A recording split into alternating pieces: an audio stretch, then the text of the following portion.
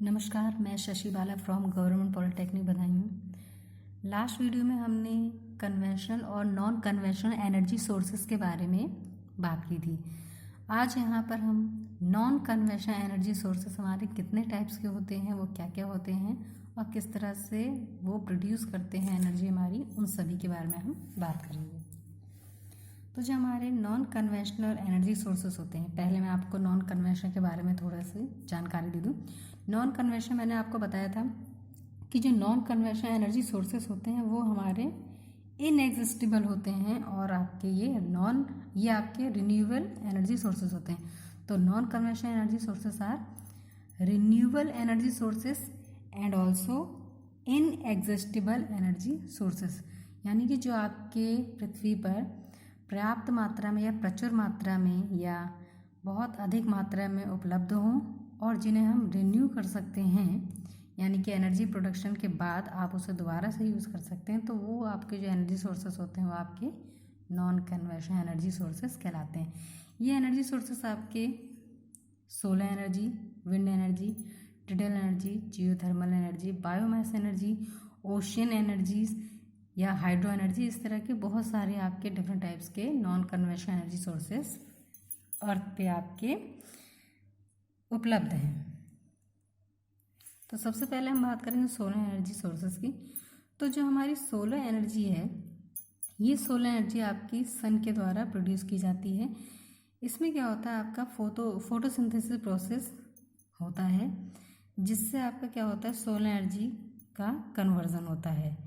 तो इसमें जो आपकी सोलर एनर्जी होती है, तो सन के द्वारा जो आपकी रेडिएशन आती है या जो रेडिएंट एनर्जी आती है वो आपकी बहुत स्मॉल बंडल के रूप में आती है। और ये जो स्मॉल बंडल्स होते हैं आपके या स्मॉल पैकेट्स होते हैं, ये स्मॉल पैकेट्स आपके फोटोन पार्टिकल्स के होते हैं। तो ये आपके फोटोन पार्टिकल्स क्या करते हैं, एनर्जी जनरेट करते हैं। और इन एनर्जी को जो आपके फोटोन पार्टिकल्स से आती है एनर्जी, इस एनर्जी को हम अर्थ पे किसी भी हॉरिजॉन्टल प्लेन पर एब्जॉर्व करते हैं और एब्जॉर्व करने के बाद उसे हम इलेक्ट्रिसिटी में कन्वर्ट करते हैं। तो इस तरह से आपकी सोलर एनर्जी को हम डिफाइन कर सकते हैं। और ये सोलर एनर्जी आपकी सबसे ज़्यादा यूज़ होने वाली नॉन कन्वेंशनल एनर्जी सोर्सेस है, क्योंकि सन के द्वारा जितनी भी आपकी रेडिएशन एनर्जी एमिट होती है वो बहुत लार्ज अमाउंट में होती है, जिससे हम सोलर एनर्जी को ज़्यादा से ज़्यादा प्रोड्यूस कर सकते हैं। पर जो सोलर एनर्जी है उसका जो मैग्नीट्यूड होता है वो कन्वेंशनल एनर्जी सोर्सेज की तुलना में काफ़ी कम होता है। और इसका जो मेन एडवांटेज है वो ये भी है कि ये आपका इन्वायरमेंटली फ्रेंडली होता है और नॉन पोल्यूटिंग होता है। तो इसलिए हम इसे अगर कन्वेंशनल एनर्जी सोर्सेज के स्थान पर सबसे ज़्यादा यूज़ होने वाला कोई अन्य आपका एनर्जी सोर्सेज है तो वो आपका सोलर एनर्जी सोर्सेज है, जो आपकी इलेक्ट्रिसिटी प्रोड्यूस करता है। जैसे यहाँ देखिए ये आपके सोलर पैनल्स होते हैं जो आपकी रेडिएशन प्रोड्यूस होती है सन के द्वारा, उसे क्या करते हैं, एब्जॉर्व करते हैं। और ये जो आपके सोलर पैनल्स होते हैं ये हाई एब्जॉर्बिविटी के होते हैं और लो एमिसिविटी के होते हैं, यानी कि ये इनकी एब्जॉर्प्शन कैपेसिटी बहुत ज़्यादा होती है और एमिशन की जो कैपेसिटी होती है वो लो होती है। जैसे हम यहाँ बात करते हैं, सूरज के द्वारा जो आपकी एनर्जी आती है वो सोलर पैनल द्वारा कलेक्ट की जाती है और ये आपके क्या कहलाते हैं, सोलर पैनल कलेक्टर्स, जो एनर्जी को कलेक्ट करते हैं और उसे फिर वो कन्वर्ट कर देते हैं इलेक्ट्रिसिटी के अंदर या इलेक्ट्रिसिटी में उसे फॉर्म कर देते हैं। नेक्स्ट हम बात करते हैं विंड एनर्जी की। तो wind energy describes the process by which wind is used to generate electricity. As the wind increases, power output increases up to the maximum output of the particular turbine. Wind energy होती है हमारी जो आपकी basically wind के ऊपर dependable होती है। जितना ज़्यादा आपको पावर आउटपुट मिलेगा वो पावर आउटपुट आपके विंड के ऊपर डिपेंड करेगा। इस विंड एनर्जी को प्रोड्यूस करने के लिए वहाँ पर कुछ ऐसी लोकेशंस होती हैं आपके अर्थ पे जहाँ पर आपकी कांस्टेंट और स्ट्रॉन्गर विंड होती हैं, यानी कि वहाँ पर आपकी लगातार बहुत तेज इंटेंसिटी से आपकी एयर फ्लो करती है या फिर आपकी विंड फ्लो होती है। तो वहाँ पर हम टरबाइंस का यूज़ करते हैं। ये टरबाइंस क्या होते हैं, आपको पावर आउटपुट देते हैं। तो जितनी ज़्यादा आपकी स्ट्रॉन्ग विंड होगी उतने ही अच्छे से आपके टरबाइन क्या होंगे, मूव करेंगे, पावर जनरेट करेंगे और उतनी ही अच्छी इलेक्ट्रिसिटी आपको फॉर्म होगी। तो ये आपके दी जैसे यहाँ पर है आपका these are generally located at high altitude.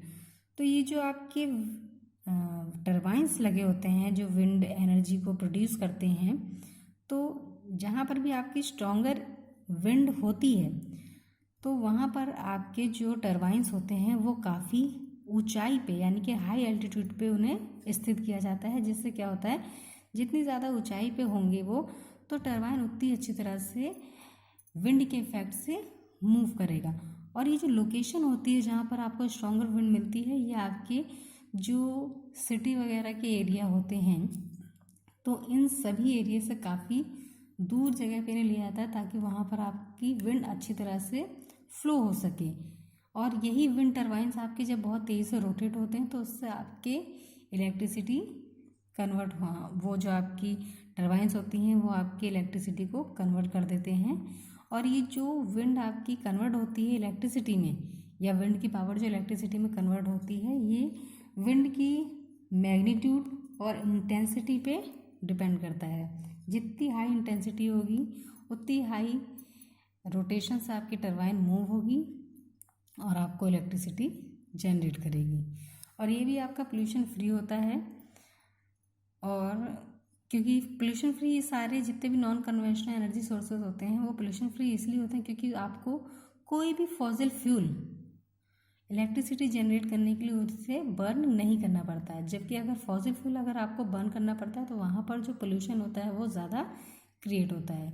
तो अगर हम विंड एनर्जी की बात करें तो इंडिया में जो सबसे लार्जेस्ट विंड मिल फॉर्म है वो आपका कन्याकुमारी में है, जो आपका 380 मेगावाट इलेक्ट्रिसिटी प्रोड्यूस करता है।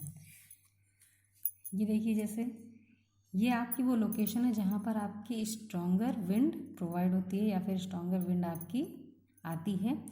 और यहाँ पर आपकी ये बड़े बड़े टरबाइंस लगे होते हैं।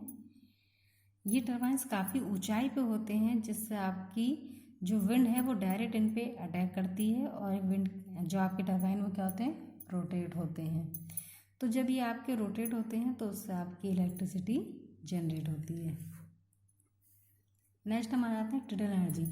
टिडल एनर्जी नाम से भी हम देख सकते हैं कि जो टिडल एनर्जी होती है वो आपकी बेसिकली डिपेंड होती है टाइड्स पे। टाइड्स यानी कि आपके जो ज्वार भाटा आते हैं समुद्र के अंदर, उन ज्वार भाटा पे आपकी टिडल एनर्जी डिपेंड करती है। तो टिडल जो एनर्जी होती है वो आपकी एक तरह से हाइड्रो पावर की फॉर्म होती है, यानी कि वाटर की जो पावर होती है वही पावर आपकी टिडल पावर कहलाती है। ये जो टिडल पावर है ये आपकी टाइड्स की एनर्जी को इलेक्ट्रिसिटी में कन्वर्ट करती है। यानी कि अगर आपके टाइड्स का जो मैग्नीट्यूड है या फिर जो एल्टीट्यूड है टाइड्स का वो जितना ज़्यादा ग्रेट होगा या जितना ज़्यादा लार्ज होगा उतनी ही इलेक्ट्रिसिटी आपकी ज़्यादा जनरेट होगी। क्योंकि जितने ज़्यादा आपके लार्ज साइज़ के टाइड्स बनेंगे तो जो आपके टरबाइंस हैं वो उतनी ही तेज़ी से मूव करेंगे और वो इलेक्ट्रिसिटी को प्रोड्यूस करते हैं। जैसे यहाँ पर देखिए, ये आपके टरबाइंस लगे हुए हैं और ये आपके ओशियंस हैं।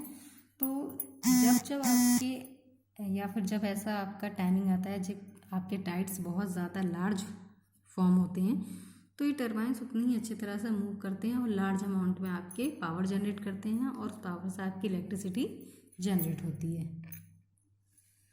नेक्स्ट हम आते हैं जियोथर्मल एनर्जी पे। तो जियोथर्मल एनर्जी जो है वो आपकी एक तरह से हीट एनर्जी का एक टाइप है, यानी कि आपको इससे जो एनर्जी मिलती है वो हीट की फॉर्म में मिलती है। इसमें क्या होता है, आपके जो अर्थ क्रस्ट यानी कि पृथ्वी की काफ़ी गहराई में जो आपकी सतह होती हैं या लेयर होती हैं उनके अंदर जो भी आपके हॉट रॉक्स प्रेजेंट होते हैं, उपस्थित होते हैं, उससे जो आपकी एनर्जी प्रोड्यूस होती है वो एनर्जी आपकी जियोथर्मल एनर्जी कहलाती है। जियोथर्मल एनर्जी प्राप्त करने के लिए हम जिस तरह से पेट्रोलियम के लिए वेल्स की ड्रिलिंग करते हैं उसी तरह से जियोथर्मल एनर्जी के लिए भी हम वेल ड्रिल करते हैं। और ये वेल्स जो आपके ड्रिल किए जाते हैं तो ड्रिलिंग के बाद जब आपकी जियोथर्मल एनर्जी प्रोड्यूस होती है तो जो आपकी अर्थ क्रस्ट होती है उसमें आपकी ग्रीन हाउस गैसेस ट्रैप्ड होती हैं। तो जैसे ही आप वेल्स की ड्रिलिंग करते हैं तो जो आपकी ट्रैप्ड ग्रीन हाउस गैसेस हैं, जैसे ग्रीन हाउस गैसेस आपकी जैसे carbon dioxide, methane, ozone, nitrous oxide, इस तरह की जो गैसेस होती हैं वो आपकी रिलीज होना शुरू हो जाती हैं।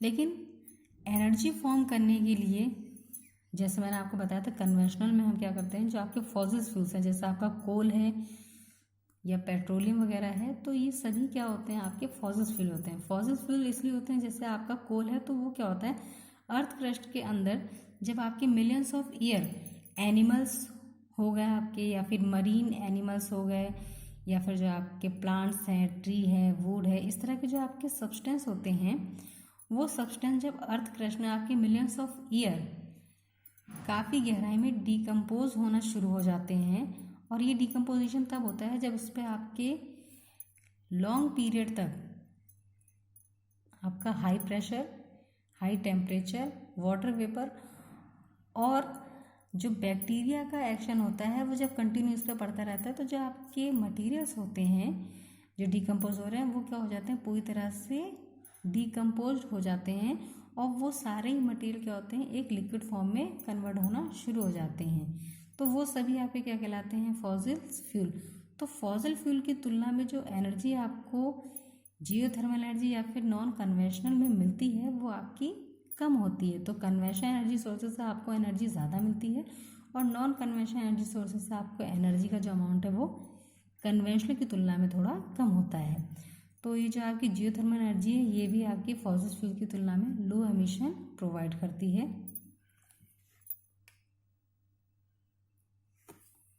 जैसे ये देखिए, ये आपके वो साइट्स होते हैं या फिर वो लोकेशन होती हैं जहाँ पर अर्थ क्रस्ट में आपके ग्रीन हाउस गैसेस ज़्यादा ट्रैप्ड होती हैं।